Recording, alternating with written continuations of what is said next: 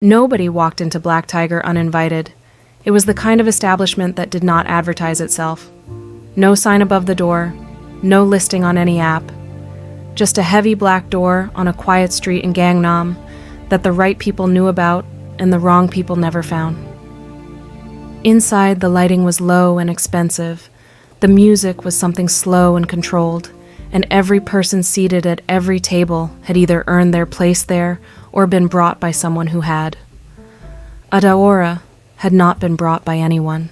She walked through that black door on a Thursday night with the confidence of someone who had never been told no in a way that actually stopped her, wearing a dress the color of midnight and heels that sounded like a statement on the marble floor, and she walked straight to the bar and sat down and ordered a drink as though she had been coming here for years. The bartender stared at her. The two men nearest the door exchanged a look. Somewhere in the room, a conversation paused. She noticed all of it. She did not react to any of it. She was there because her friend Lila had lost something in this building the previous week, and Adaora had decided, with a particular brand of calm stubbornness that had carried her through 26 years of a world that frequently underestimated her, that she was going to walk in and get it back. What she had not accounted for was him. She felt him before she saw him. The room changed. Not loudly, just a shift in the air, a change in the quality of attention around her, the way every person in the space recalibrated slightly without appearing to. She turned her head.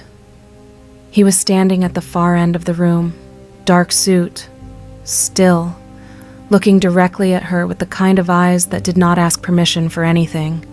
He was not the tallest man in the room, or the loudest. He did not need to be. He was simply undeniably, completely, the most dangerous thing in it. Their eyes met. He did not look away. Neither did she. For 10 full seconds, across the length of that room, they looked at each other. And then the corner of his mouth moved, not quite a smile. Something more controlled than that.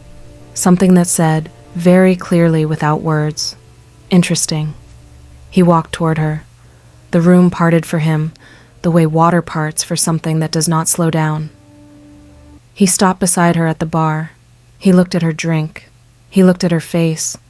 He said, "You walked into the wrong place." She said, "I walked into exactly the place I meant to." Something moved behind his eyes. "You are not afraid," he said. "Should I be?" she said. He looked at her for a long moment, then he sat down on the stool beside her, which clearly surprised every person in the room except her, and he said, "What is your name?" She told him. He said, "Adaora," the way he said it, like he was deciding something. "And yours?" she said. The bartender made a sound. Somewhere behind them, someone inhaled. The man beside her looked at her with those still, unreadable eyes and said, "Kang-yun." She nodded. "Kang-yun," she repeated, calmly, as though the name did not mean anything, as though she had not just said the name that made grown men in this city lower their voices and check over their shoulders. He studied her face, looking for the reaction she was not giving him. "You know who I am," he said. It was not a question. "I know enough," she said, "and you are still sitting here." "I came for something," she said. "I intend to leave with it." He was quiet for a moment. Then he said, "What did you come for?" She told him, simply, directly, her friend, the item left behind. She wanted it returned. He looked at her for a long time. Then he said something to the bartender in a low voice. The bartender disappeared. He came back 2 minutes later and placed the item on the bar in front of her. She picked it up. She put it in her bag. She stood. "Thank you," she said. He stood too. He was closer than she expected. She did not step back. "You are the most interesting thing that has walked into this room in a very long time," he said quietly. "I will take that," she said. She walked toward the door. She felt his eyes on her back the entire way. At the door she stopped. She turned. He was still standing exactly where she had left him, watching her with that expression, that was not quite a smile and was far more dangerous than one. She left. Outside on the quiet Gangnam street, she breathed the cold night air and told herself that was the end of it. She had come for what she needed, and she had gotten it, and she was done. She was wrong, because the most powerful and feared man in Seoul's underworld was still standing at that bar, and he was still looking at the door she had walked through, and for the first time in as long as he could remember, Kang Kang-yeon wanted something he did not already own. If you have ever done something brave without realizing how permanent it was going to be, then you already understand what Adaora started that night. Subscribe now and stay with us, because this story is about to show you what happens when the most dangerous man in the city decides he wants you, and will not stop until he has you. To understand Adaora, you had to understand where she came from, not the long version of it, just the essential truth, which was this. She had grown up in a world that did not soften its edges for anyone, and she had learned, early and thoroughly, not to expect it to. She had grown up in Lagos, not the Lagos of glossy magazines and rooftop restaurants and the particular performance of wealth that certain parts of the city had perfected. The real Lagos. The Lagos that moved at a speed most cities could not comprehend. That demanded you be sharp and fast and fully awake at all times, or get swallowed whole. The Lagos, where you learned to read a room in under 10 seconds, where you developed an instinct for danger that was not paranoia, but survival, where you understood, by the time you were a teenager, that the world had layers the surface did not show, and that knowing those layers existed was the difference between being played and not being played. Her mother had been a woman of extraordinary practical intelligence who had run a provisions business from their compound and raised 3 children, largely alone, and never once complained about either of these facts. Her father had been present and then absent, and then a complicated memory, a man who had moved in certain circles that her mother never fully explained and that Adaora had learned not to ask about, because the question always changed something in her mother's face that she did not like to see. She had grown up knowing things that most people her age did not know. How to spot someone watching you before they knew you had spotted them. How to hold yourself in a room full of people who wanted you to feel small. How to be the calmest person in a tense situation, because panic was a luxury and she had never been able to afford luxury. How to look at a person and understand, quickly and accurately, what they were actually about underneath whatever they were presenting. These were not skills she had studied. They were simply who she was, built by the city she came from and the life she had lived inside it. She had won a scholarship to study finance in Seoul at 22, which had surprised people who did not know her and surprised nobody who did. She had been in Seoul for 3 years now and was in her final year, her thesis nearly complete, her future assembling itself in the direction she had always been building toward. She was sharp and driven and deeply capable, and she had carved out a life in Seoul that was genuinely hers, small in some ways and enormous in the ways that mattered. She had 2 people who mattered to her in this city. Lila was the first, a fellow African student from Ghana studying engineering, who had introduced herself to Adaora on her second day in Seoul by sitting across from her in the university cafeteria and saying without preamble, "You look like someone who knows how to find good food in a city that does not know how to season anything." And this had been the beginning of a friendship that had carried Adaora through everything. Lila was loud and brilliant and fiercely loyal, and had a laugh that regularly startled people in quiet spaces, and a heart that was bigger than she ever admitted. Do-yeon was the other. A Korean student in her finance cohort, quiet and methodical, and possessed of a kindness so genuine it had initially made Adaora suspicious because she was not used to kindness without agenda. He had helped her navigate a complicated bank registration process in Korean without being asked, and had refused any thanks, which had eventually convinced her he was simply without complication a good person. He asked nothing from her except her presence, which was the purest kind of friendship and the rarest. She lived in a small apartment near the university that she had made properly hers over 3 years, with the particular care of someone who understood that a space reflected the person inside it. She had a small collection of plants on the windowsill that she spoke to when she was stressed, which Lila found hilarious, and which Adaora maintained was entirely reasonable. She cooked on Sunday evenings, proper cooking, the kind that took time and filled the apartment with smell because it connected her to something essential that the rest of the week sometimes threatened to pull her away from. She was not naive about the world. She was not sheltered. She was not the kind of woman who needed protecting from difficult truths. She was also, when the situation called for it, spectacularly reckless, in the particular way that people are reckless when they have always trusted their instincts, and their instincts have always been right. Walking into Black Tiger on a Thursday night to retrieve something belonging to her friend was, by most reasonable assessments, reckless. Lila had told her 3 times not to go, each time with increasing urgency, the third time gripping her arm and saying, "Adora, I am serious. That place is not a place you walk into."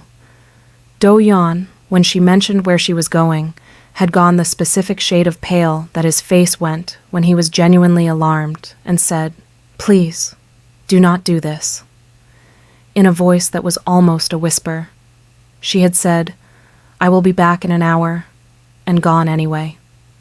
She had known, walking through that black door, exactly what kind of establishment it was. She had been in Seoul long enough and was sharp enough to have heard certain things in certain contexts.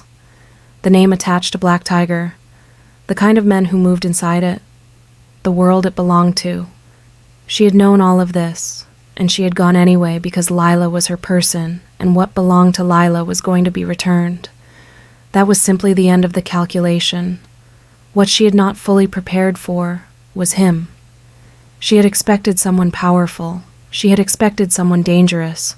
She had not expected someone who looked at her the way Kang Yoon had looked at her, as though she was the first genuinely surprising thing that had happened to him in a very long time, and who had sat down beside her with the ease of a man who sat wherever he chose and talked to her, not like a threat to be managed, but like someone he had already decided mattered.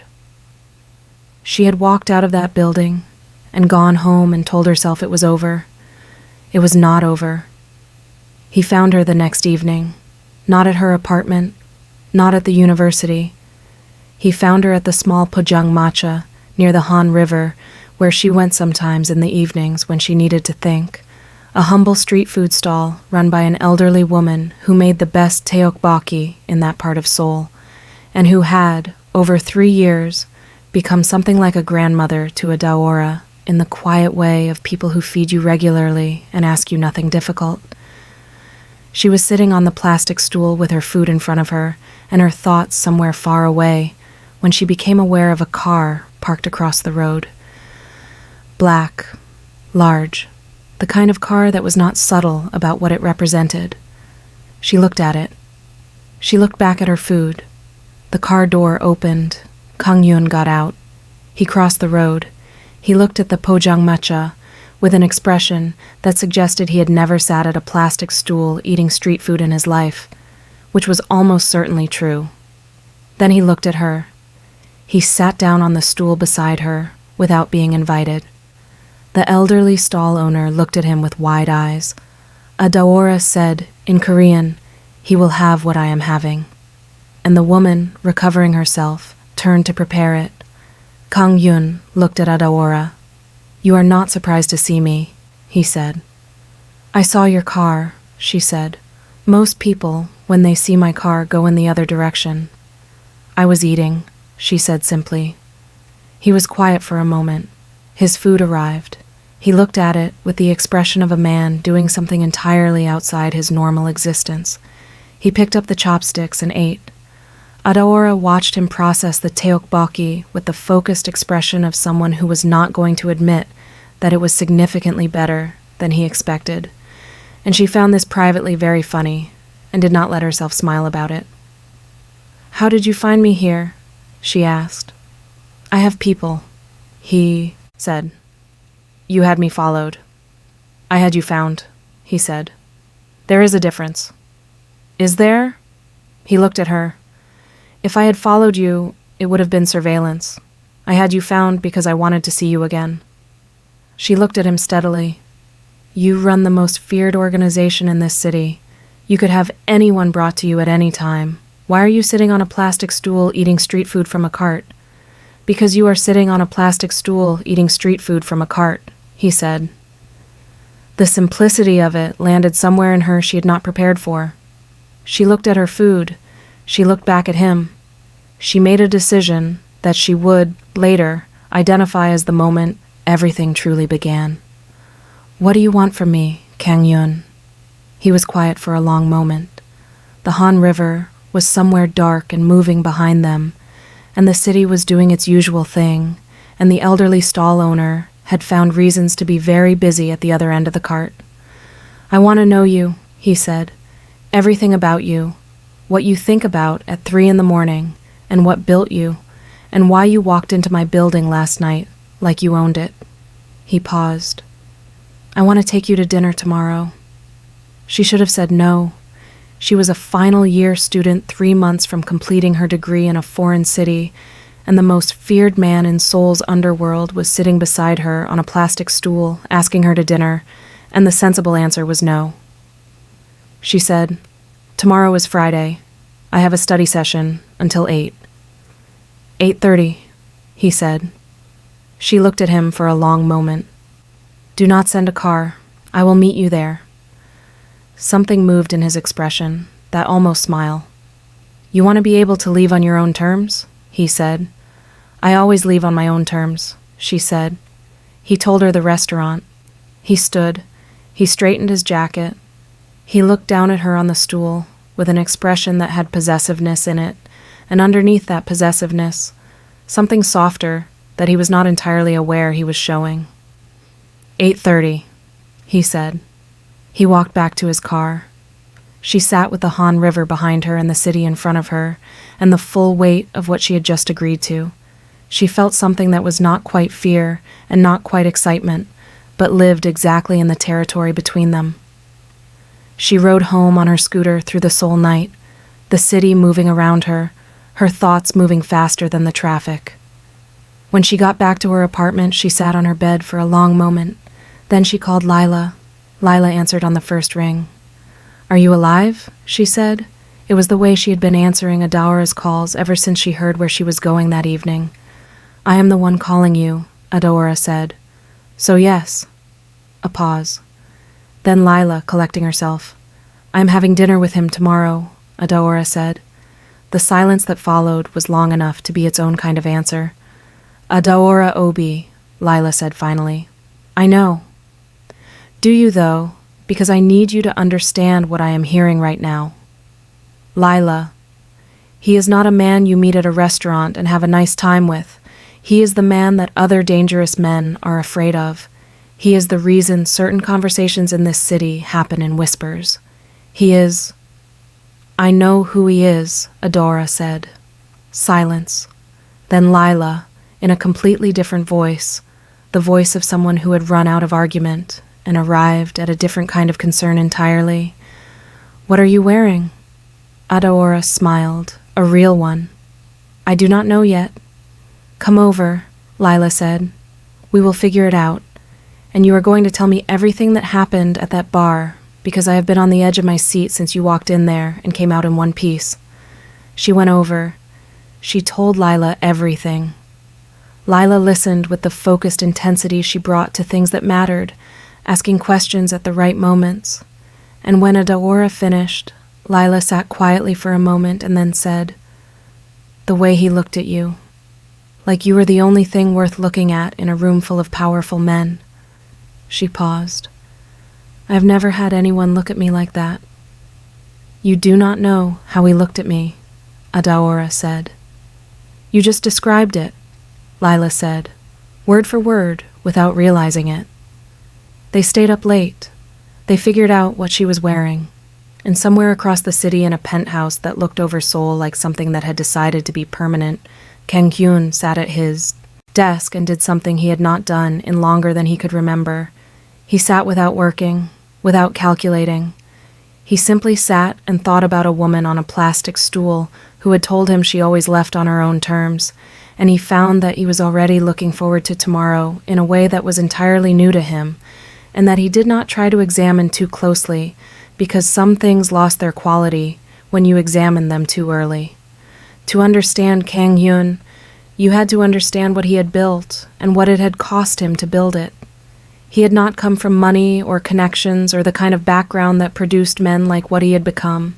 He had come from a part of Seoul that no longer existed the way it had when he was young, a neighborhood that had been poor and close and full of people who knew each other's business because proximity made privacy a concept rather than a reality.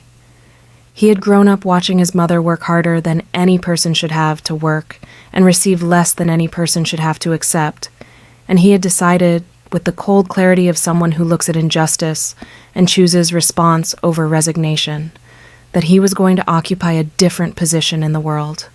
He had been brilliant, and he had been ruthless, and he had been patient in the specific way that the most dangerous people are patient, not passively, but strategically, willing to wait as long as was necessary for the exact right moment.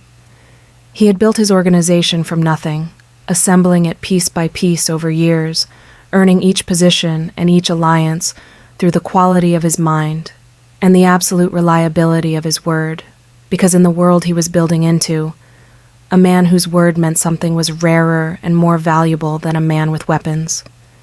He had reached the top, not the second position, not the third, the top, the place where there was no one left above him and no decision that required anyone else's approval.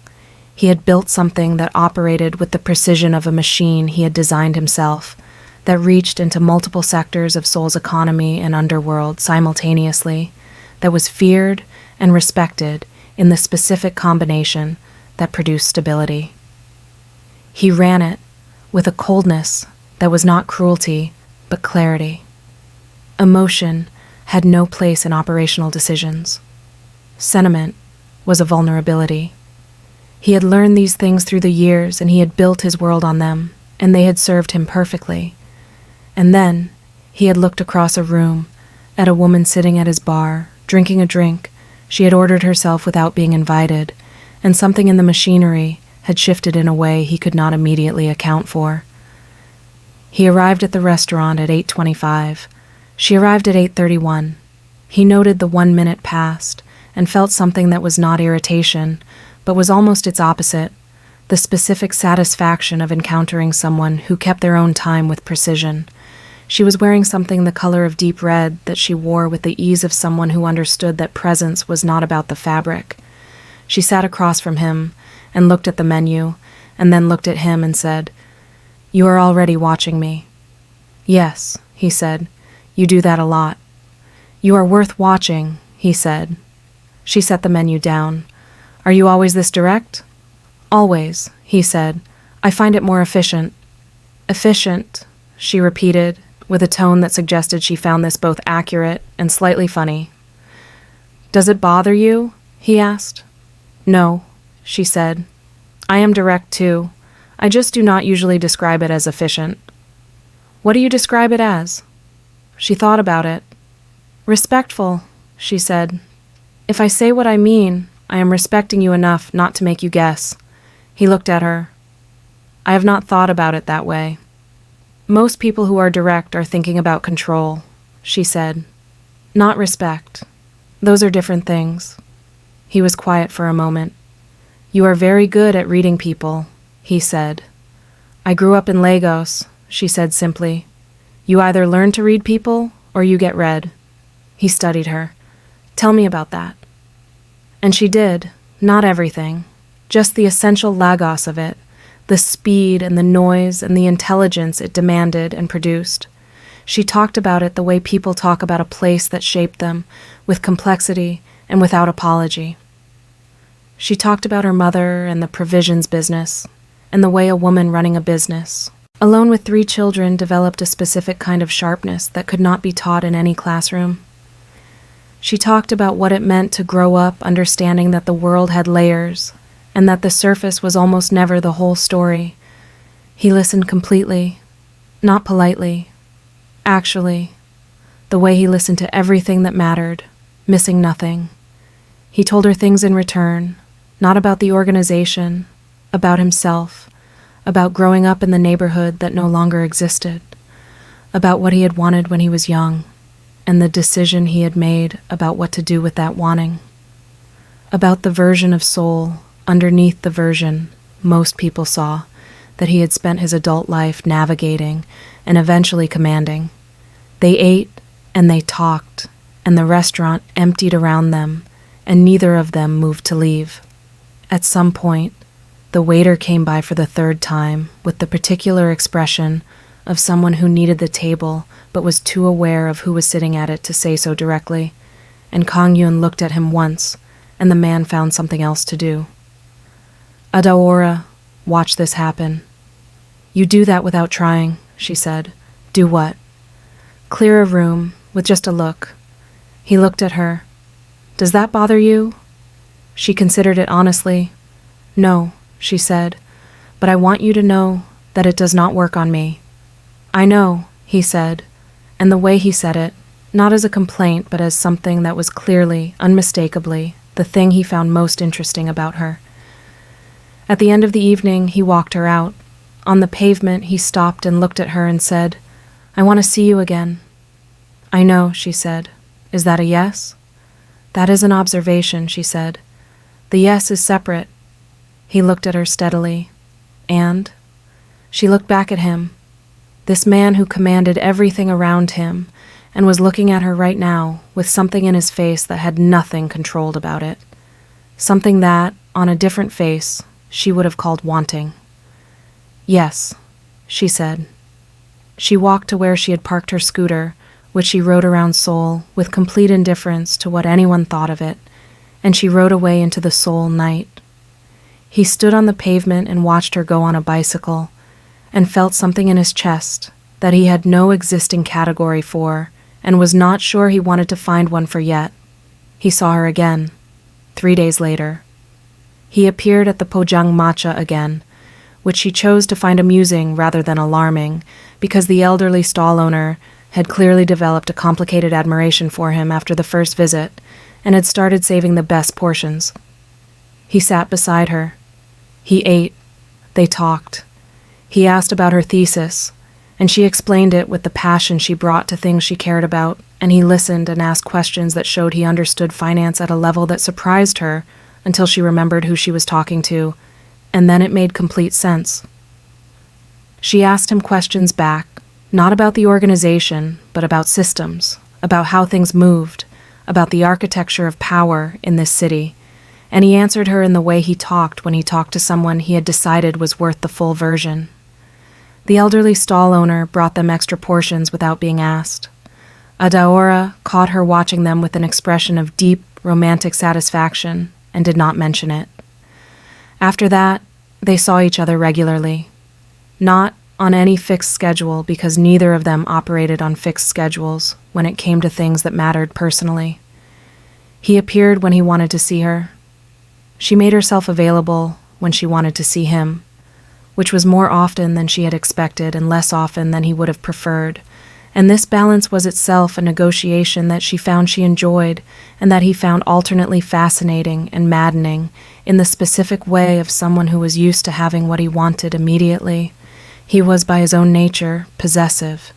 He knew this about himself without apology. What was his was his. This extended to her in ways that he felt as something deeper than habit. He wanted to know she was safe. He wanted to know where she was when she was not with him. When other men looked at her, he felt something cold and certain move through him that he controlled because he understood the difference between feeling and acting. But he did not pretend the feeling was not there because he had never been good at pretending. Things were not what they were. He expressed this not as control, but as presence. He was simply there, consistently and completely, in a way that left no question. He sent a car for her when she was out late, not as surveillance, but because in his world he knew what happened in the dark, and he was not willing to apply that knowledge to her. He called when he said he would call. He remembered everything she told him, every detail, every preference, every small thing she mentioned in passing, and he acted on this information without announcement in ways she noticed and said nothing about, except occasionally with her eyes. She noticed also the way other people in his orbit responded to her, the careful deference, the awareness that she mattered to him, translating into a kind of respect that was not entirely comfortable for the people giving it, but was maintained precisely.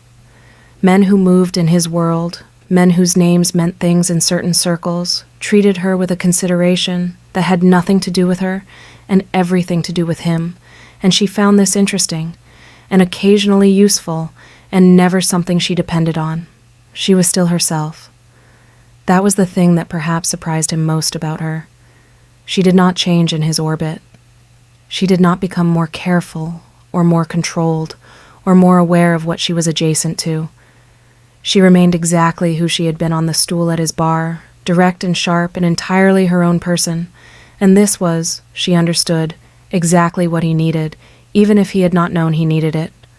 Lila had opinions about the whole thing, as Lila had opinions about everything. She cycled through stages, alarm, fascination, reluctant acceptance. And finally, after meeting Kang Hyun for the first time, a complete reversal that she expressed by calling Adaora immediately afterward and saying, "Okay, I see it. I fully see it. He looked at you like you were the only fixed point in his entire world. I take back 30% of what I said." "Only 30%?" Adaora said. "I'm keeping 70% as insurance," Lila said firmly, "but the 30% stands." Do-yeon was quieter about it in his way. He had known from the beginning that this was serious and had asked her once if she was safe, and when she said yes, he had looked at her with the particular look he had that saw more than he said, and nodded and had not asked again. He showed up when she needed him, with food and with his quiet, steady presence, and without requiring anything from her, which was the truest form of friendship she knew. 2 months in, something happened that changed the shape of everything. It began with a conversation Adaora was not supposed to hear. She had been at a gathering, the kind of gathering that sometimes happened in the peripheral social spaces around Kang Hyun's world, not the operational parts. She had not been brought into those, but the spaces where certain people moved, who knew certain things. She was near a window with a drink, watching the room in the way she had always watched rooms, when 2 men nearby had a conversation in low voices that they believed was private. She heard a name, the SEO network. She knew that name. It landed in her with a specific weight that had nothing to do with Seoul. She had heard it in Lagos, in the complicated background noise of her childhood, in the things understood without being told, in the circles her father had moved in that her mother never explained. The SEO network was not simply a Seoul organization. It had reach that extended further than most people in this city knew. She listened without appearing to listen. She gathered what she could from the fragments of conversation before the men moved away. What she gathered was enough to know that something was being planned, something directed at Kang Hyun, something that had been in preparation for long enough that it was nearly ready. She did not tell him that night. She went home and she sat in her apartment with her thoughts and her plants and the piece of purple fabric from her mother that she kept on her windowsill, and she thought about what she had heard and what it meant and what she was going to do. She could tell him immediately. She had complete access to him in a way that was itself a statement about what she meant to him. She could tell him what she had heard and let him handle it. Or she could find out more first, because the name she had heard connected to, something she wanted to understand more fully before she handed it to anyone. She chose to find out more first, which was reckless, which was completely consistent with who she was. She spent 2 weeks gathering information with the skills Lagos had built in her before Seoul gave her the academic language to understand what those skills were. She listened carefully in the right places. She asked questions that did not sound like questions. She cultivated, quietly and naturally, the trust of people at the edges of the CO network's social circle. People who moved in spaces adjacent to the danger without being fully inside it, and who responded to someone who listened well and judged nothing. She was good at this, better than she had realized. The world of information that existed in the spaces between the visible and the hidden, the world she had been navigating her whole life, was legible to her in ways that were almost instinctual by now. What she found over those 2 weeks was more than she had expected, and more specific than she had hoped. The Seoul network was not moving against Kang Yun in the ordinary way of rival organizations testing boundaries. They were executing a coordinated plan. 3 of his key operations hit simultaneously, fast enough that recovery would be difficult, visible enough that his standing in the broader underworld would be damaged in ways that would take time to repair. It was sophisticated. It had been in preparation for a long time, and it was very nearly ready to move. She found this out on a Tuesday evening from a source she had cultivated carefully, a woman at the edges of things who talked openly to someone she had come to trust, without knowing she was being trusted with anything specific. The woman did not know she was providing intelligence. She thought she was having a conversation. But the most important piece, the thing that made Adahora sit in that coffee shop afterward for a long time with a cup of tea she did not drink, was the leverage. The CO network had found something they believed would compromise Kang Hyun's decision-making, create a situation that forced him to choose between protecting something personal and maintaining his operational position. They believed the conflict would create an opening they could move through. The something personal was her. They knew about her. They had assessed what she meant to him. They intended to use her as the pressure point that would force the choice. Adahora sat with this for a long time. She thought about what it meant to be reduced to leverage by people who had looked at her and seen only a tool. She thought about what it said about what she meant to him, that his enemies had identified her as the thing most likely to move him. She thought about the woman from Lagos who had learned early that the world had layers and that understanding those layers was the only real protection. She thought about Kang Yun, about the way he looked at her, about a man who had spent his entire adult life commanding everything around him sitting on a plastic stool at a street food cart because she was there. She put down her untouched tea. She went to find him. He was in his office at the top of a building in Gangnam that was, on its surface, a legitimate financial services company. She had been here before. His people let her through with the careful deference she had come to recognize as the specific language of people who understood that she mattered to him. He looked up when she came in. He read her face in under 2 seconds. "What happened?" he said. Not a question. She sat down across from him. She told him everything. The gathering, the name she had heard, the 2 weeks of investigation, the plan, the timeline, the leverage. He was very still while she talked, the particular stillness of a man who was processing information and making decisions simultaneously, the stillness that had nothing passive in it. When she finished, he said, "You spent 2 weeks investigating the SEO network alone." "Yes," without telling me. "I wanted the full picture first." He stood. He moved around the desk. He stood in front of her, and the expression on his face was something she had not seen from him before. It was not cold. It was not the controlled precision he usually wore. It was something much closer to the surface than that, something that moved between what she recognized as genuine anger and something underneath the anger that was larger and quieter. "They intend to use you," he said. "I know. As leverage against me. Yes. They believe I would compromise my operations to protect you." She looked at him steadily. "Would you?" The silence was complete, long enough that it became its own kind of answer before he spoke. "Yes," he said, without hesitation, without calculation, like the answer had been there before she finished asking. Something moved through her at that, enormous and quiet. "Then we make sure they do not get the chance to test it," she said. He looked at her for a long moment. something working behind his eyes. "You are not frightened," he said. "I am a little frightened," she said honestly, "but I did not come here to be frightened at you. I came because you needed this information, and because whatever happens next, I am not standing on the side watching it." "You are not involved in what I do," he said. "I am already involved," she said. "The moment they put my name in their plan, I became involved. The question is not whether I am in this. The question is what we do now."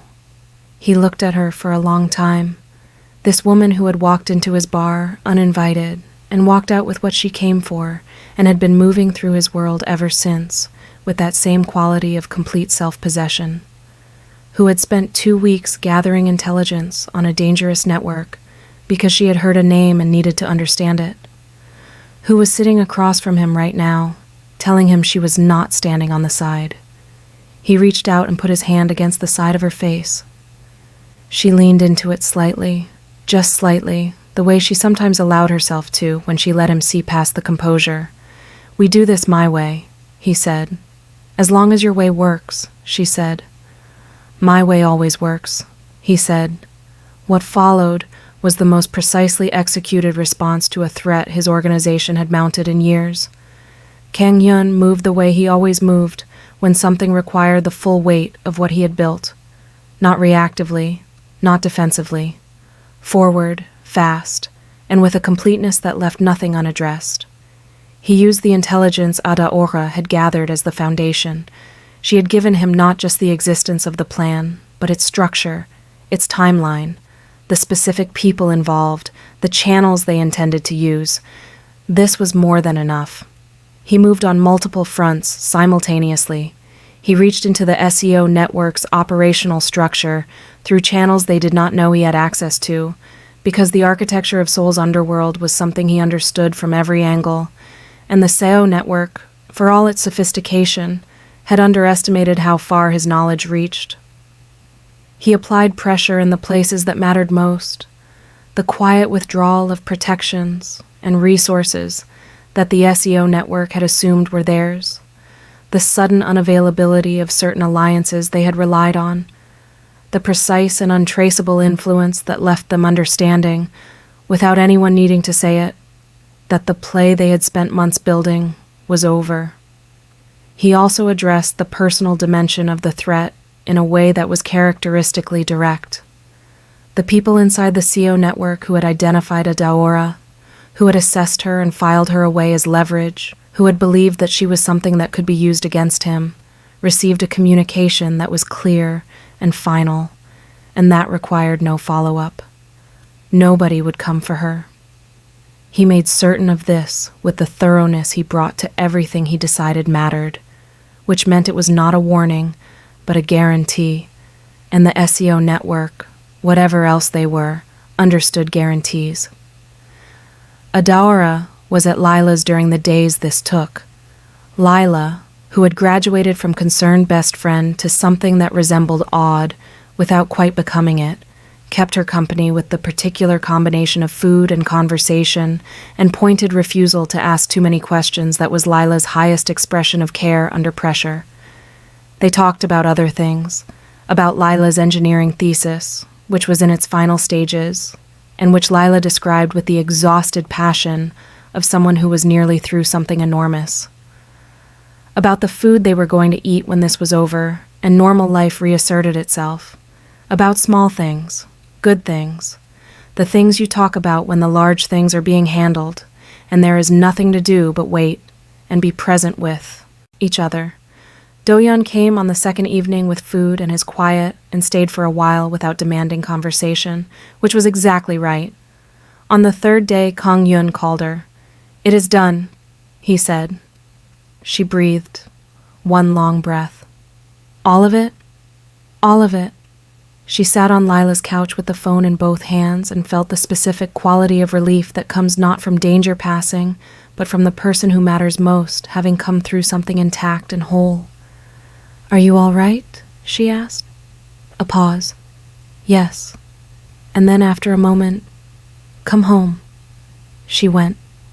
His penthouse was exactly as it always was, high and still, looking out over Seoul from a height that made the city look like it had been arranged for viewing. He was at the window when she arrived.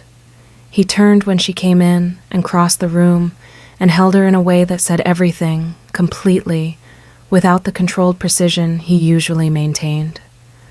Just the full weight of a man who had spent 3 days knowing what he would have lost if things had gone differently, and who was holding the thing he had not lost and was not going to pretend that was a small thing. She held him back fully, her face against his shoulder, the city below them doing its usual enormous thing, indifferent and alive. After a while, he said, into her hair, "You are the most reckless person I have ever known." "I prefer resourceful," she said. She felt it then. The actual laugh. Not the almost laugh she had come to know. The real one, quiet and brief and entirely genuine, happening against the top of her head. She had never heard it before. She did not say anything about it. She held it privately like something valuable. 2 weeks, he said. Alone. And it worked, she said. That is not the point. You keep saying that, because it keeps being true. She pulled back to look at him. His face. Those eyes. The man who had walked toward her across a room full of people who moved out of his way and had sat down beside her and asked her name. She thought about all the versions of this she could have had. The version where she had not walked through that black door. The version where she had said no to dinner. The version where she had let fear be louder than instinct. She was glad for every choice that had brought her here. To this room. To this man. To this life that was not the one she had planned and was more fully hers than any plan had ever been. I am not going to become someone who sits still and waits, she said. That is not who I am. You knew that when you sat down next to me on a plastic stool. He looked at her. I know, he said. So we understand each other, she said. We understand each other, he said. She settled back against him. He held her with the completeness that was simply part of him, the full claiming of it, and she did not resist because it was not control. It was the specific language of a man who loved her in the most complete way he currently knew how to express it. She was going to show him the other ways. She had time. The months that followed were not without their complications. Nothing real ever is. There were moments of friction, the inevitable meeting places of two strong-willed people who had both spent their lives largely on their own terms, learning to share terms with each other. She pushed back on things she disagreed with, and he did not always receive this easily, and there were conversations that required returning to before they resolved. He had ways of expressing concern that occasionally crossed the line into something that required her to say, directly and without apology, that she was not something to be managed, and he heard this, not always immediately, but always eventually, and adjusted. He was learning. That was the thing she held on to on the days when the learning was slow. He was genuinely learning how to be with someone in a way that was not about control or possession, but about presence. About two people choosing each other daily in the full complexity of who they both were. He had not known how to do this. He was learning. And a man like him learning something new with the same focused seriousness he brought to everything was, she had discovered, one of the most compelling things she had ever witnessed. She finished her degree.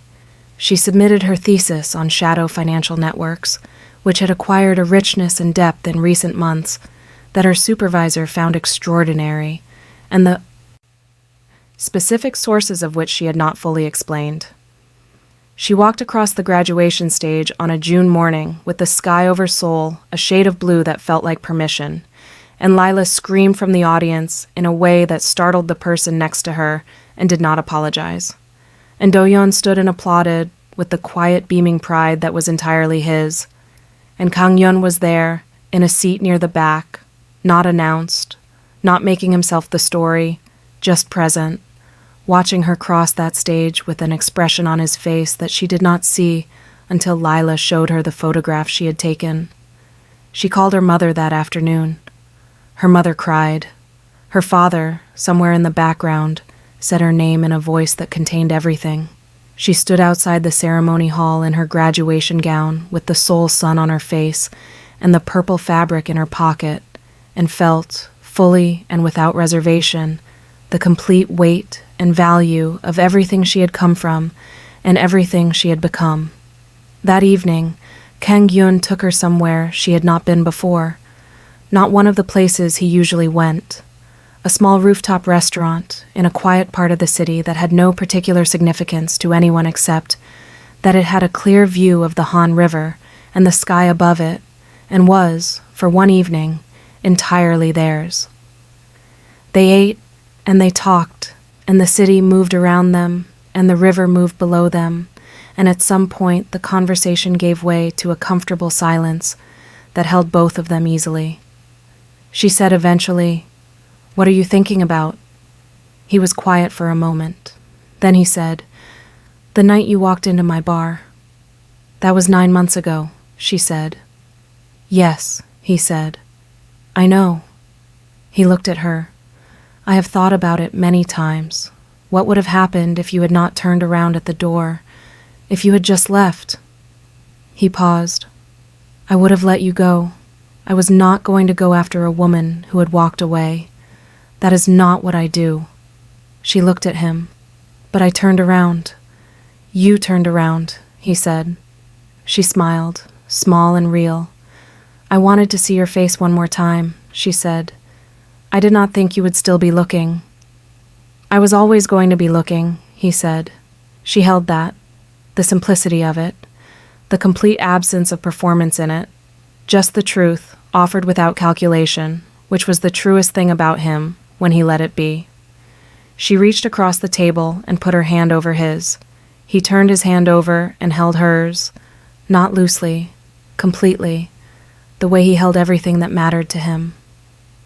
Below them, the Han River moved, dark and constant and going somewhere. The city spread out around it, enormous and alive and full of 10 million stories unfolding simultaneously. The sky above it was doing something extraordinary, the particular deep blue of Seoul evenings in early summer, when the air is warm enough to be generous, and the light stays longer than you expect.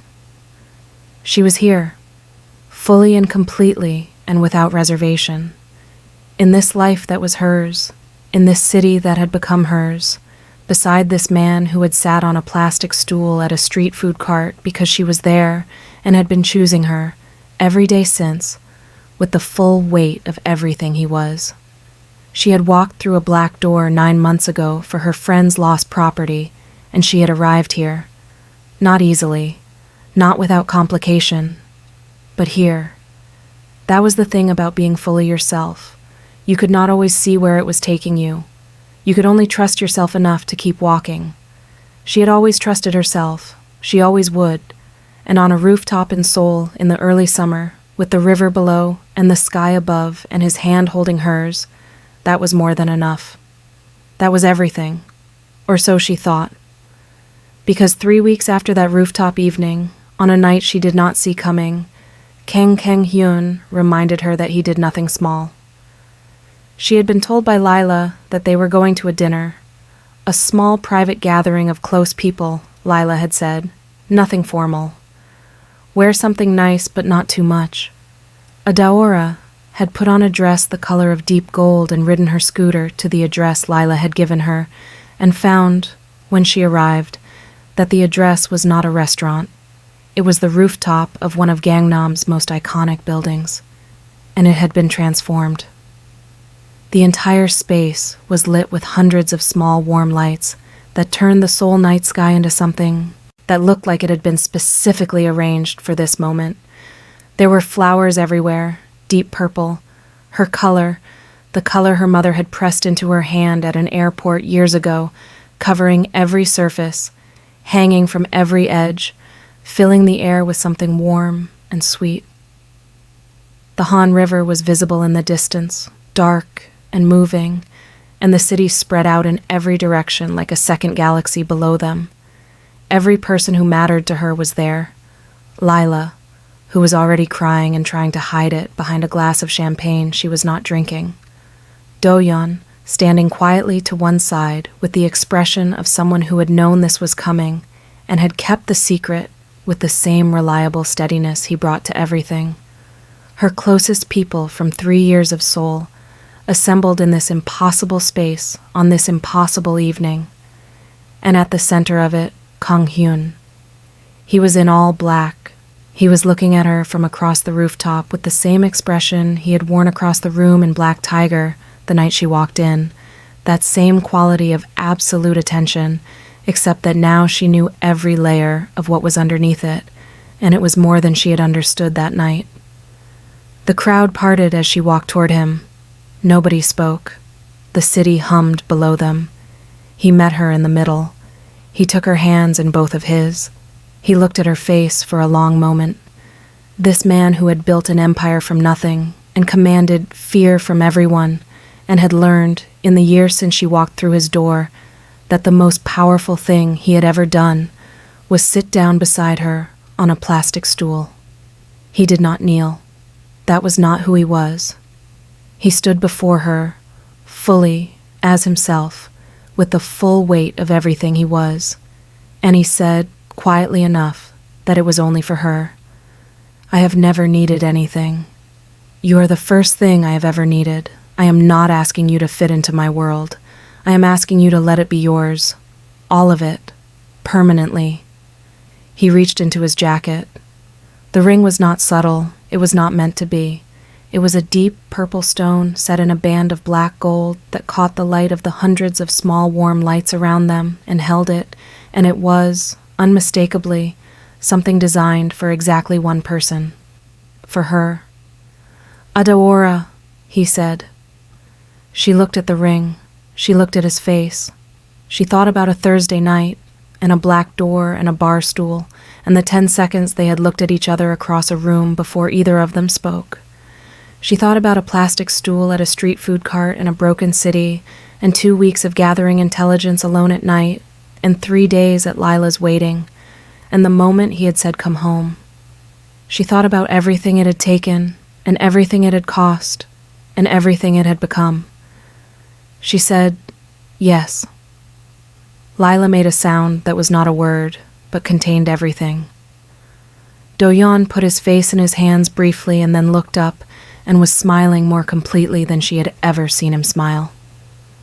The city below them went on being the city, enormous and indifferent and full of its 10 million stories, one of which was this one. He put the ring on her finger. He held her hand for a moment and looked at it. Then he looked at her face. She put her free hand against his face. He leaned into it slightly, just slightly. The way she had come to know meant more from him than words from anyone else. They were married 4 months later, not quietly. Kang Hyun did not do things quietly when they mattered to him, and this was the thing that mattered most. The ceremony was held in a private estate outside Seoul on a day when the sky was the specific, clear blue of Korean autumn, and the air was sharp and clean, and the mountains in the distance looked like something from a painting. It was not a large gathering in the sense of numbers. He was precise about who was present, but it was large in every other sense.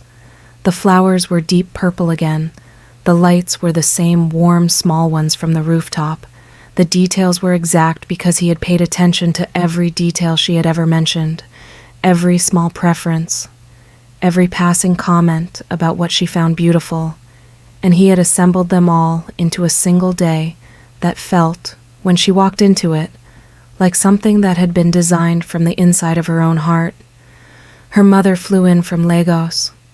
When Adawara saw her come through the door of the estate, smaller somehow than in memory, and larger than any version of her that words could hold, she crossed the room and held her mother for a long time without speaking.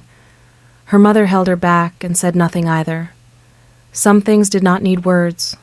Some things were simply felt, fully, between two people who loved each other enough not to require language for it. Kang Hyun met her mother for the first time that morning, 1 hour before the ceremony, in a small private room where they had arranged to speak alone. Adawara did not ask what was said in that room. She knew only that her mother came out with an expression that she recognized, the expression her mother wore when she had looked at something and found it worthy, and that was enough. The ceremony itself was simple in its words and total in its feeling. They stood before the people who mattered, and they said what was true, which was that they chose each other, completely, with full knowledge of what that meant, and intended to keep choosing. When it was done, Lila cried loudly and without apology, and made a speech at the celebration afterward that was equal parts hilarious and deeply moving, and that Do-yeon recorded on his phone with the expression of someone archiving something important. Adaora's mother danced. This was the thing Adaora held for a long time afterward, the image of her mother on the dance floor of that estate outside Seoul, moving with the particular joy of a woman who had worked hard all her life and raised her daughter right, and was now watching that daughter arrive at something real. It was one of the most beautiful things she had ever seen. Kang Yun danced with her mother, once, briefly, formally, with the exact correct combination of respect and warmth that told Adaora everything she needed to know about how much he had been paying attention to what mattered to her. She stood at the edge of the dance floor, watching this, and felt something so complete and so enormous that she had no word for it and did not need one. The year that followed was the fullest year of her life. She had taken a research position at a financial policy institute in Seoul, work that used everything she had learned and everything she had witnessed, and channeled it into something that reached beyond the two of them, into the world. She was building something. She could feel it taking shape, slow and real, the way the most important things take shape. Kang Hyun's world continued to be what it was. She had made her peace with this, not as resignation, but as genuine understanding. She had chosen, with her eyes open, and her eyes remained open, and she did not pretend the world she had walked into was other than what it was. She navigated it with the sharpness Lagos had given her, and the knowledge Seoul had added to it, and the specific confidence of a woman who knew exactly who she was in every room she walked into. They were a unit, not in the way that erased either of them, but in the way that amplified both. He was more himself with her than he had ever been. The controlled precision softened at the edges into something that had warmth in it without losing its strength. She was more herself with him than she had been alone, the independence undiminished but accompanied now, held alongside rather than in isolation. And then, on a Tuesday morning in the spring of the following year, everything changed again. She was sitting at her desk at the institute when she felt it, not dramatically, just a quiet certainty, the kind that arrives before the evidence does. She sat with it for a moment. Then she went to find out if it was true. It was true. She called Kang Yun from the car. He answered on the second ring.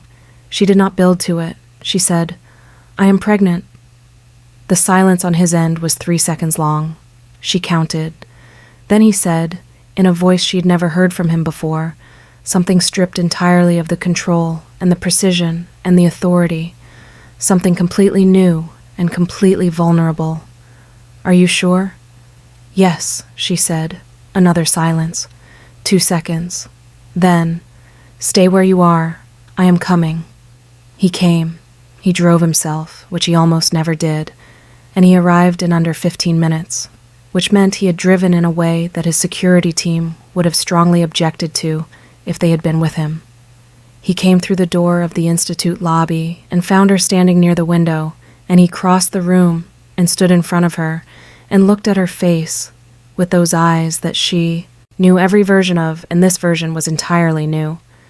He put his hand against her face. She leaned into it. "A child," he said quietly, like he was testing the reality of it. "A child," she confirmed. He looked at her for a long time.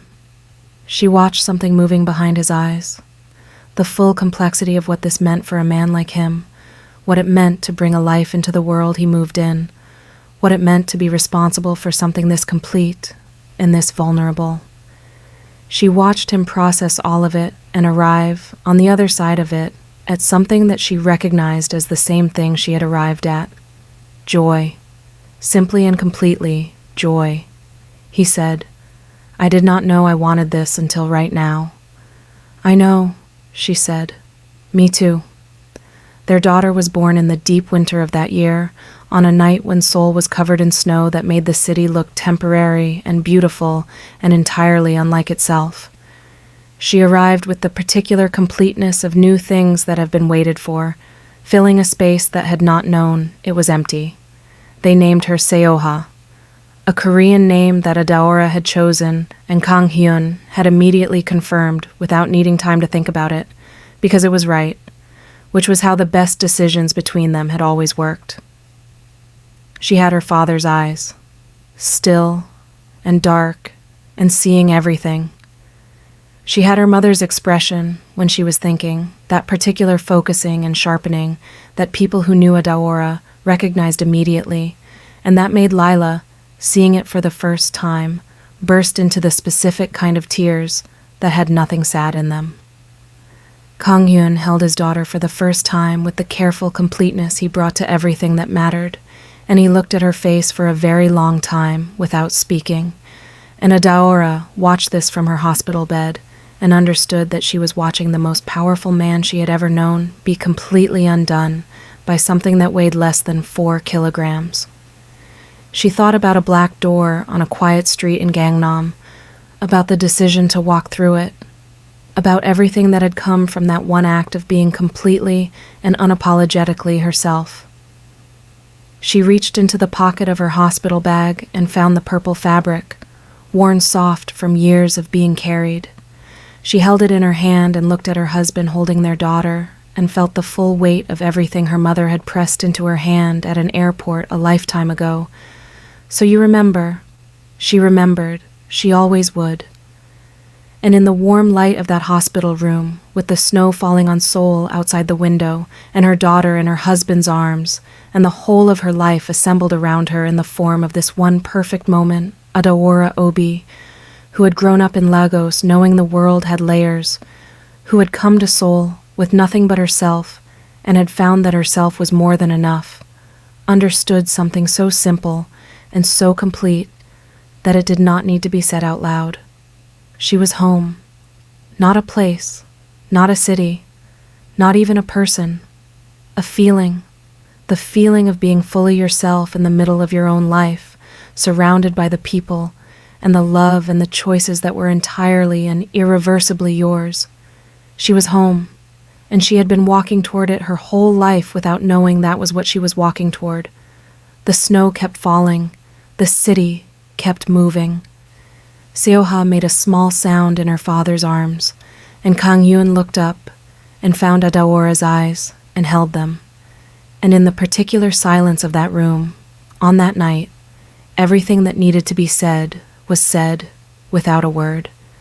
That was everything. That was, and always had been, everything. And that is where we leave them. But before the silence settles, there is something this story carried all along that deserves to be said out loud. Adaora did not walk into that bar because she was fearless. She walked in because something that belonged to her person needed to be returned, and she was the one who was going to return it. That was all. One decision, one moment of being completely and unapologetically herself. And look at everything that came from it. That is the thing nobody tells you about being fully who you are. It is not safe. It does not come with guarantees. It does not promise you easy or comfortable or uncomplicated.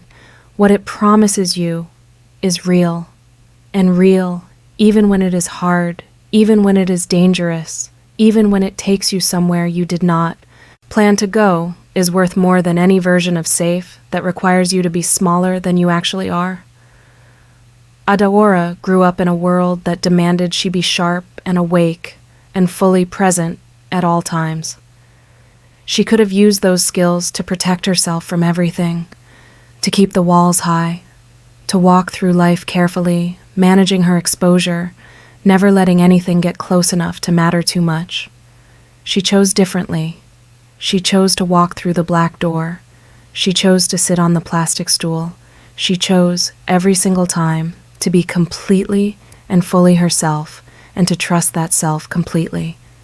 And Kang Hyun, a man who had built an empire from nothing, who commanded fear and respect and the kind of power that most people never touch, who had everything the world told him was worth having, and who was, underneath all of it, alone in the specific way that all the power in the world cannot fix, the way that only one thing fixes: being seen, being known, being looked at like a person by someone who has no reason to pretend. She gave him that, without trying, just by being who she was in a room he was in.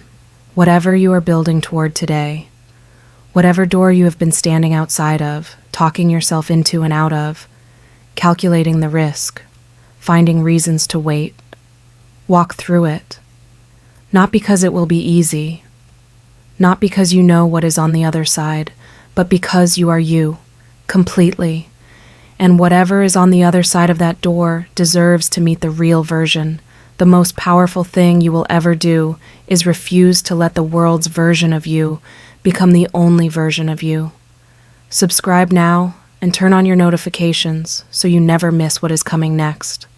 We will bring you worlds that will move you, truth that will stay with you, and stories of love, power, and courage that you will not find anywhere else.